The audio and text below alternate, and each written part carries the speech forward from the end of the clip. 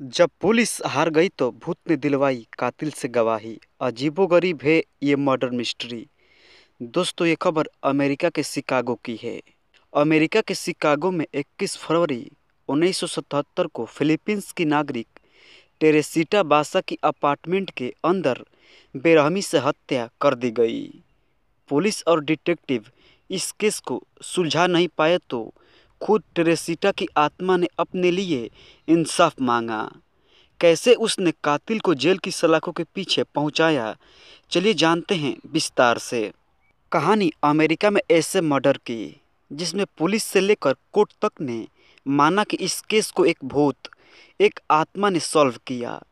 कानून आमतौर पर भूत पिशाच को नहीं मानता, लेकिन अमेरिका के इस केस में पुलिस ने खुद माना कि हमने इस मर्डर केस में हार मान ली थी और भूत ने ही इस केस को सुलझाया है। आइए विस्तार से जानते हैं अमेरिका के इस खौफनाक मर्डर मिस्ट्री के बारे में। टेरेसिटा बासा नामक लड़की जिसका जन्म फिलीपींस में हुआ। स्कूल की पढ़ाई करने के बाद टेरेसिटा ने हायर एजुकेशन के लिए अमेरिका को चुना। माता पिता ने भी उसे अमेरिका जाने की अनुमति दे दी। फिर टेरेसिटा बासा पहुंची अमेरिका के शिकागो शहर।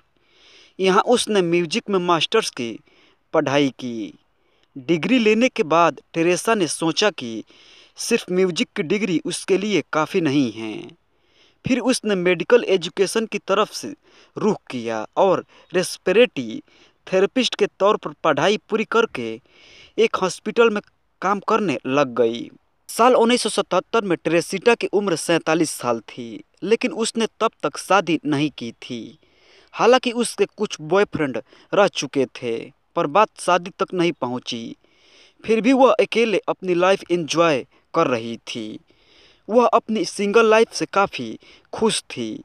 बात है 21 फरवरी 1977 की शाम के करीब 7:30 बजे। टेरेसिटा बासा ने अपने एक दोस्त रूथ रॉय को फ़ोन किया। बात करते करते उसने बताया कि उसके घर एक गेस्ट आने वाला है। ऐसा बोलकर उसने फ़ोन काट दिया।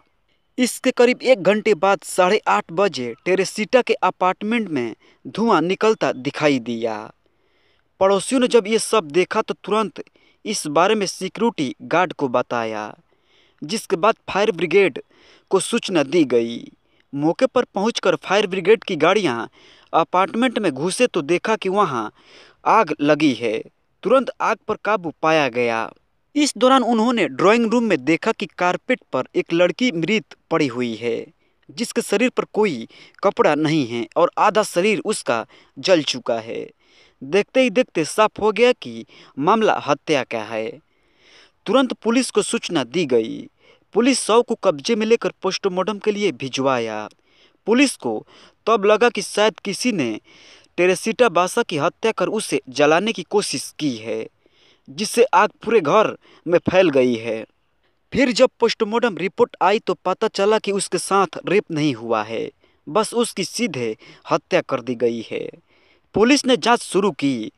टेरेसिटा बासा के माता पिता भी शिकागो पहुंचे। उनसे भी पूछताछ की गई और टेरेसिटा के दोस्तों के बारे में पूछा गया।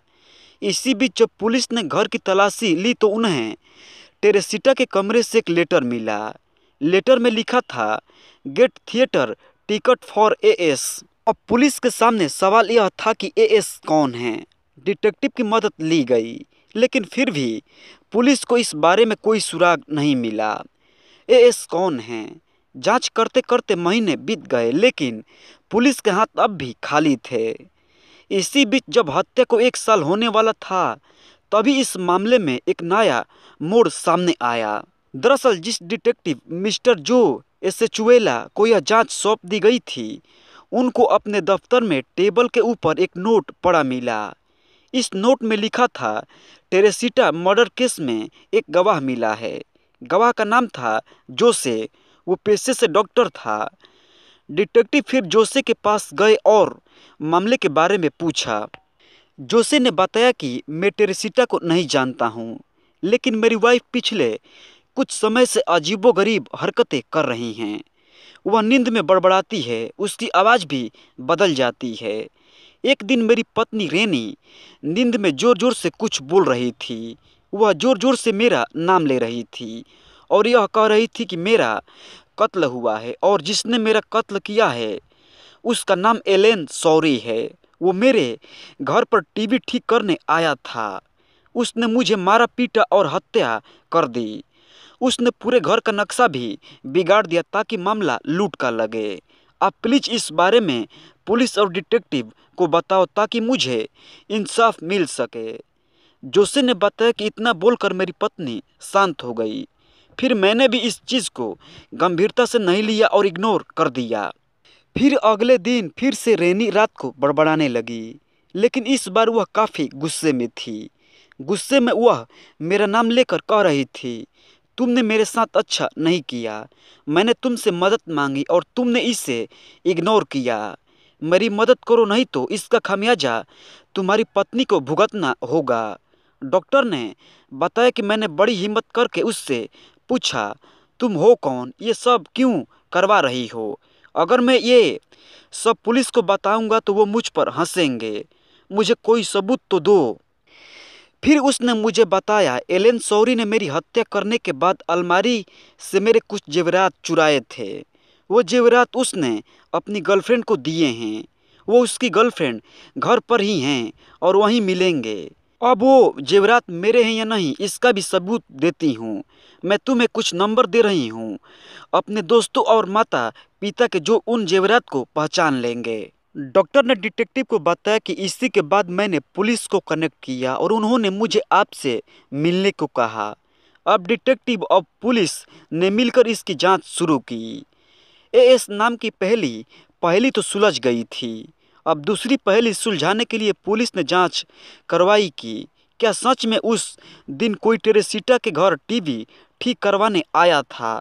तो पता चला कि सच में ही टेरेसिटा का टीवी खराब था। इस तरह दो पहेलियां सुलझ गई और पुलिस ने कातिल की तलाश शुरू की और वह जल्द ही मिल गया। पता चला कि एलेन उसी हॉस्पिटल में काम करता था जिसमें टेरेसिटा काम करती थी। पुलिस ने एलेन से पूछताछ शुरू की और उसकी गर्लफ्रेंड का पता पूछा। गर्लफ्रेंड से पूछा गया तो क्या एलेन ने तुम्हें कोई गिफ्ट दिया है? गर्लफ्रेंड ने हाँ कहकर गिफ्ट दिखाया। पुलिस ने जेवरात की पहचान करने के लिए टेरेसिटा के माता पिता और दोस्तों को बुलाया। सभी ने उसके जेवरात पहचान लिए। अब पुलिस को भी यकीन हो गया था कि एलेन ही टेरेसिटा का कातिल है। तुरंत उसे गिरफ्तार करके पूछताछ शुरू की गई। एलेन भी ये जानकर हैरान था कि वह बस इस तरह कैसे पकड़ा गया। लेकिन अब उसे कोर्ट में एलेन को पेश किया गया तो उसके वकील ने दलील दी कि ये आत्मा की गवाही कैसे मानी जा सकती है। एलेन ने बस वहाँ चोरी की है लेकिन कत्ल नहीं। अब इसे लेकर पुलिस के पास भी कोई सबूत नहीं था, इसलिए पुलिस को मजबूरन एलेन को छोड़ना पड़ा। अब इस दौरान जब एलेन को छोड़ा गया तो डॉक्टर जोसे की पत्नी रेनी के शरीर पर टेरेसिटा की आत्मा ने पूरी तरह कब्जा कर लिया। उसने बताया कि कैसे एलेन ने उसे मारा था। डॉक्टर ने उससे कहा कि मैंने अपनी तरफ से आपकी पूरी मदद की, लेकिन मैं भी अब मजबूर हूँ। इस पर टेरेसिटा की आत्मा और नाराज हो गई और उसने उन सभी लोगों को तंग करना शुरू कर दिया जो भी इस केस से जुड़ा था। बस सभी से वह इंसाफ मांगती। यह सब होने पर पुलिस ने फिर से एलेन को गिरफ्तार किया और मुकदमे की कार्रवाई शुरू की गई। अब केस में सबूत कोई नहीं था, लेकिन फिर भी ट्रायल शुरू हुआ। पूरे देश की नज़र इस केस पर थी, लेकिन इस बार भी एलेन को कोर्ट से बरी कर दिया गया। कोर्ट ने कहा कि आत्मा की गवाही नहीं मानी जाएगी, लेकिन जैसे ही उसे जेल से रिहा किया जाने लगा तो उसके अंदर ऐसा कुछ हुआ कि उसने डिटेक्टिव को अपने पास बुलाया और सबके सामने कबूल कर लिया कि उसी ने टेरेसिटा का कत्ल किया है।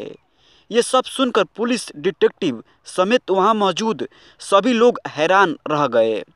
एलेन ने बताया कि वह और टेरेसिटा दोस्त थे। दोनों साथ में हॉस्पिटल में काम करते थे। जब भी टेरेसिटा का घर कुछ भी इलेक्ट्रॉनिक सामान खराब होता था तो वह मुझे बुला लेती थी। फिर हम कॉफ़ी पीकर बातें करते। उस दिन भी अब टेरेसिटा का टीवी खराब हुआ तो उसने मुझे बुलाया। जब मैंने टीवी बनाया तब मेरी नीयत खराब हो गई और मैंने उसके जेवरात चुराने का सोचा। लेकिन जैसे ही मैंने जेवर चुराए उसने मुझे देख लिया। मैंने सोचा कि अब मेरी बदनामी होगी, इसलिए मैंने उसे मार डाला। केस रेप का लगे इसलिए मैंने उसके सारे कपड़े भी उतार दिए, फिर कारपेट में आग लगा दी ताकि सारे सबूत जलकर नष्ट हो जाएं। एलेन के गुनाह कबूल करते ही कोर्ट में फिर से ट्रायल शुरू हुआ और कोर्ट ने उसे 20 साल कैद की सज़ा सुनाई। कहा जाता है कि एलेन ने जो गुनाह कबूल किया उसके पीछे ही टेरेसिटा की आत्मा ही थी। दरअसल जब एलेन जेल में था तो टेरेसिटा की आत्मा उसे तंग करती थी। कहती थी कि तुम अपना गुनाह कबूल कर लो, नहीं तो तुम्हारे साथ बहुत बुरा होगा। इसी डर से आरोपी एलेन सौरी ने गुनाह कबूल कर लिया। कॉल पर पति ने सुनी थी चीखें। अफेयर में रोड़ा बनी पत्नी का कत्ल। गर्लफ्रेंड थी मास्टरमाइंड। 8 साल बाद मिली सजा। दोस्तों ये खबर कानपुर की है। कानपुर कोर्ट ने 8 साल पहले हुए हाई प्रोफाइल ज्योति हत्याकांड मामले में 6 आरोपियों को दोषी मानते हुए आजीवन कारावास की सजा सुनाई है। मामले में ज्योति के पति पीयूष, उसकी गर्लफ्रेंड मनीषा समेत 4 अन्य लोगों को दोषी ठहराया गया है। 27 जुलाई 2014 को ज्योति की बेरहमी से हत्या करके शव को फेंक दिया गया था। चलिए जानते हैं ज्योति मर्डर केस की दिल दहला देने वाली कहानी। वो कहते हैं ना कि प्यार अंधा होता है। प्यार के लिए बड़ी सी बड़ी जंग तक हो चुकी है। प्यार के लिए न जाने कितनों ने अपनी जिंदगी कुर्बान कर दी। उसी तर्ज पर चलते हुए कानपुर में एक लड़की ने अपने शादीशुदा प्रेमी को पाने के चक्कर में ऐसा मर्डर करवाया था कि एक दो नहीं पूरे के पूरे 7 परिवारों की दुनिया बर्बाद हो गई। कानपुर के ज्योति हत्याकांड की यही हकीकत है। इस मामले में शुक्रवार को 8 साल बाद कोर्ट ने फैसला सुनाया है। मामले में 6 आरोपियों को दोषी करार देते हुए कोर्ट ने आजीवन कारावास की सजा सुनाई है। तो चलिए जानते हैं क्या था हाई प्रोफाइल ज्योति हत्याकांड मामला। 8 साल पहले 27 जुलाई 2014 को ज्योति नामक युवती की स्वरूप नगर इलाके में कार से अपहरण करके हत्या कर दी गई थी। हत्या करके ज्योति की बॉडी पनकी रोड में उसी कार में छोड़ दी गई थी। इस हत्या में पुलिस ने ज्योति के पति पीयूष शिवदानी और उसकी प्रेमिका मनीषा मखीजा के साथ 4 अन्य हत्यारोपी अवधेश, सोनू, रेणु कनौजिया और आशीष को गिरफ्तार किया था। सभी को शुक्रवार को अदालत ने आजीवन कारावास की सजा सुनाई। लेकिन बहुत कम लोग को पता है कि पुलिस ने जांच में पाया गया था कि ज्योति की हत्या की पूरी कहानी फिल्मी स्टाइल से रची गई थी और जिसकी पूरी सूत्रधार मनीषा मखीजा ही थी, जो कि पीयूष शिवदानी की गर्लफ्रेंड थी। मनीषा के पिताजी पान मसाले के बड़े कारोबारी हैं, जबकि पीयूष के पिता बिस्कुट के बड़े कारोबारी हैं। इन दोनों के घर काकदेव इलाके में हैं, अलग बगल में ही रहते हैं। दोनों के बीच अफेयर शुरू हुआ, लेकिन परिवार ने जबलपुर मध्य प्रदेश के रहने वाले शंकरलाल नागदेव की बेटी ज्योति से पीयूष की शादी करा दी। ज्योति पीयूष के परिवार वालों को बहुत पसंद थी। ज्योति के घर में इतना मान सम्मान था कि देवर मुकेश शुक्रवार को भी कोर्ट के बाहर यही कहता रहा कि मेरी भाभी सबसे अच्छी थी। हमारे घर में माता पिता सबसे ज़्यादा ज्योति भाभी को ही प्यार करते थे। भाभी की मौत का सदमा पिता ओम प्रकाश बर्दाश्त नहीं कर पाए थे, इसलिए उनकी भी मौत हो गई थी। बताया जाता है कि पीयूष की शादी ज्योति के साथ होने से गर्लफ्रेंड मनीषा मखीजा काफ़ी गुस्सा हो गई थी। लेकिन कुछ दिन बीत जाने के बाद दोनों के बीच फिर से अफेयर शुरू हो गया। इसी दौरान एक दिन ज्योति के पति पीयूष शिवदानी के फ़ोन पर मनीषा की कॉल अटेंड कर ली, जिसके बाद मनीषा ने पीयूष को कहा कि ज्योति को वह बर्दाश्त नहीं कर सकती, इसलिए दोनों ने मिलकर ज्योति को मारने का प्लान बनाया। मनीषा का ड्राइवर अवधेश भी वहीं काकदेव इलाके में रहता था। वह थोड़ा दबंग किस्म का था। मनीषा ने उसे इस काम की सुपारी दी। पैसे की कमी के चलते अवधेश भी ज्योति की हत्या करने के लिए राजी हो गया। मनीषा ने उसे यह भी कहा था कि सुपारी के साथ साथ ज्योति ने जो भी गहने पहने होंगे उन्हें भी तुम ही रख लेना। साथ ही मनीषा ने उससे वादा किया कि वह उसे फंसने नहीं देगी, कुछ भी होगा तो वो उसे बचा लेगी। इसके बाद अवधेश ने अपने दोस्त सोनू, रेणु कनौजिया और आशीष को इस हत्या के लिए अपने साथ शामिल कर लिया। फिर ज्योति के मर्डर का प्लान तैयार किया गया। प्लान के मुताबिक पीयूष शिवदानी बहाने से ज्योति को रेस्टोरेंट लेकर गया। फिर वहीं से जब ज्योति और पीयूष कार से निकले तो तयशुदा प्लान के तहत 4 लोगों ने ज्योति का अपहरण किया और पीयूष को वहीं उतार दिया। फिर कार में ही उस पर चाकू से ताबड़तोड़ वार करके मार डाला गया। उसके बाद जेवर लेकर शव को कल्याणपुर जाने वाले रोड पर फेंक दिया गया। यह सब पीयूष की आंखों के सामने हुआ और वह खामोश खड़ा रहकर देखता रहा। आरोपियों ने ज्योति पर 17 बार चाकू से वार किया था, जिनमें से 6 चाकू तो उसके पेट पर ही चाकू मारा गया था। बाद में पीयूष ने घर वालों को फ़ोन किया और बताया कि कुछ लुटेरों ने ज्योति का अपहरण कर लिया है। तुरंत पुलिस को सूचना दी गई। मामला हाई प्रोफाइल होने के चलते पुलिस ने संजीदगी से जांच शुरू की। उस समय के आईजी रहे आशुतोष पांडे ने इसके लिए कई टीमें बनाई थी। पुलिस टीम को जांच में एक बड़ा सबूत मिला था। पीयूष जब ज्योति के साथ था तो वह दूसरी टी शर्ट में था। यह सब होटल में लगे सीसीटीवी फुटेज में दिखा। जबकि पुलिस के पास जब वह पहुंचा तो उसने दूसरी कमीज पहनी थी। 29 जुलाई 2014 को पुलिस ने मनीषा मखीजा को उसके घर से गिरफ्तार किया तो पूरा मामला खुलता चला गया। इसके बाद मनीषा मखीजा और पीयूष शिवदानी दोनों ने अपने प्रेम संबंधों को स्वीकार किया। पुलिस ने अपनी चार्जशीट में भी मनीषा और पीयूष के प्रेम संबंधों का जिक्र करते हुए ज्योति की हत्या का मूल कारण बताया। इसके बाद पुलिस ने अवधेश, सोनू, रेणु कनौजिया और आशीष को गिरफ्तार कर लिया। अवधेश ने पुलिस को बताया कि उसने ज्योति को मारने के समय उसने पीयूष को फ़ोन करके उसकी चीखें भी सुनाई थी, क्योंकि मनीषा ने ही पीयूष को कहा था कि वह ज्योति की चीखें सुने और उसे बताएं कि वह कैसे चीखी थी। साथ ही उसने ये भी बताया कि जब ज्योति का अपहरण किया जा रहा था तो वह समझ गई थी कि ये सब पति पीयूष शिवदानी ही करवा रहा है।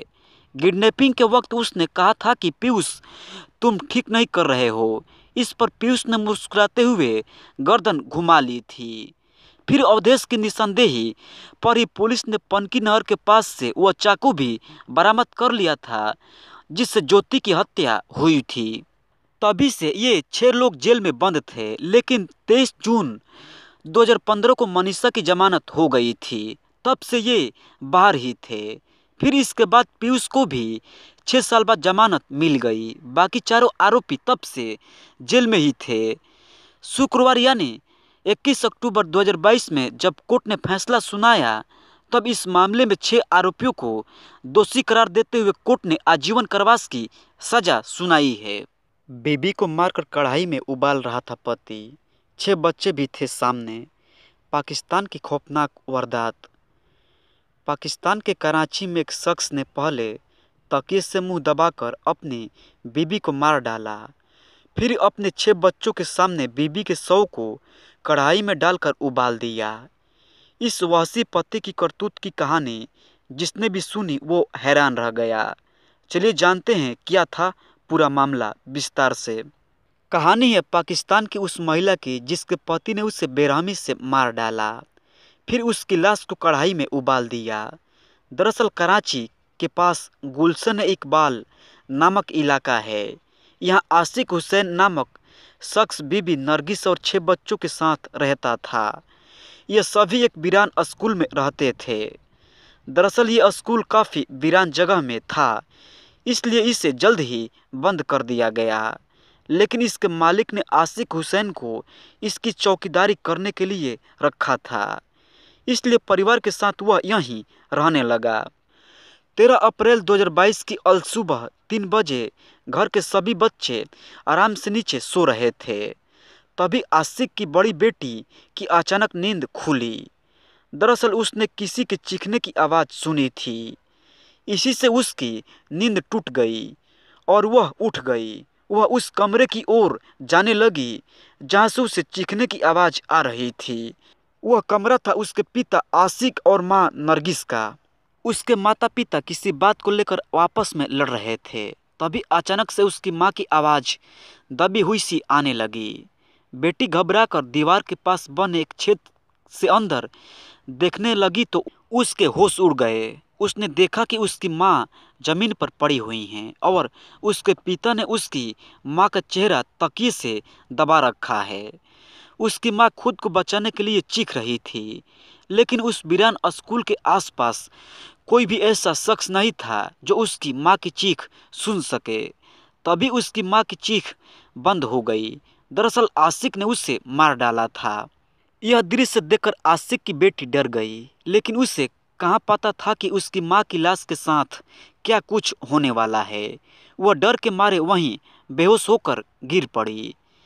फिर 3 घंटे बाद उसे होश आया तो उसे दोबारा से वह दृश्य आंखों के सामने दिखने लगा, लेकिन उसे तब लगा कि शायद उसने कोई सपना देखा होगा। लेकिन कुछ ही सेकंड बाद वह समझ गई कि यह कोई सपना नहीं है।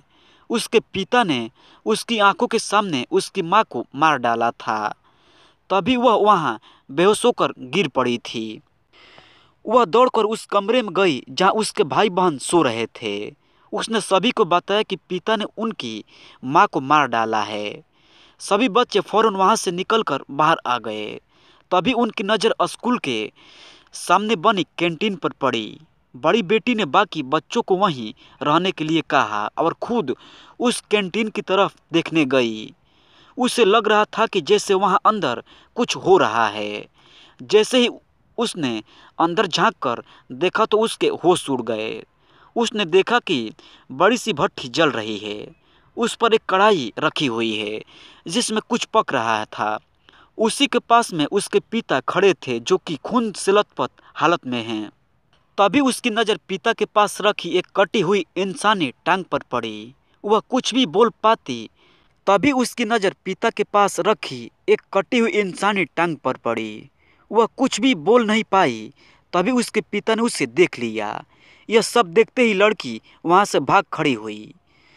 अब सुबह भी हो गई थी, तो जैसे ही लड़की को कुछ लोग दिखाई दिए तो उसने पूरी बात उन्हें बताई। उन लोगों ने तुरंत पुलिस को फ़ोन किया। सूचना मिलते ही पुलिस घटनास्थल पर पहुंची। उनके भी उस मंजर को देखते ही होश उड़ गए। उन्होंने पाया कि आशिक 3 बच्चों को लेकर वहां से फरार हो चुका है, लेकिन उस भट्टी में आग अब भी जल रही थी। आग को तुरंत बुझाया गया। कढ़ाई को खोला तो देखा कि उसमें नरगिस नरगिस की लाश को पकाया जा रहा था। दरअसल नरगिस की लाश कढ़ाई में फिट नहीं आ रही थी, इसलिए आसिफ ने उसके पैरों को काटकर वहीं फेंक दिया था, जबकि बाकी शरीर को कढ़ाई में डालकर पकाने लगा था। पुलिस ने जैसे ही नरगिस का हाथ पकड़कर उसे निकालना चाहा तो वह अलग हो गया, क्योंकि उसका शरीर पूरी तरीके से गल चुका था। पुलिस ने जैसे तैसे लाश को बाहर निकाला और पोस्टमार्टम के लिए भिजवा दिया। फिर पुलिस ने जब नरगिस के भाई और बेटी से पूछताछ की तो बेहद चौंकाने वाली बातें सामने आई। दोनों ने बताया कि आशिक रोज शराब पीकर पत्नी से मारपीट करता था। दरअसल आशिक के पास पैसों की तंगी थी, इसलिए वह पत्नी नरगिस को वेश्यावृत्ति के धंधे में ढकेलना चाहता था, ताकि उससे जो पैसे मिले उनसे वह ऐश कर सके। वह रोज अपने दोस्तों को घर लाता और नरगिस को उनके साथ रात बिताने को कहता, लेकिन नरगिस इसका विरोध करती थी। उसने कभी अपनी इज्जत के साथ किसी को खेलने नहीं दिया। नरगिस हमेशा कहती थी कि वह मर जाएगी, लेकिन अपनी इज्जत का सौदा नहीं होने देगी। हुआ भी यही। नरगिस को आखिरकार उसके पति आशिक हुसैन ने बेरहमी से मार ही डाला। एसएचओ सलीम ने मामले को लेकर बताया कि आज से पहले उन्होंने अपने कार्यकाल में इससे भयानक केस कभी नहीं देखा और सुना।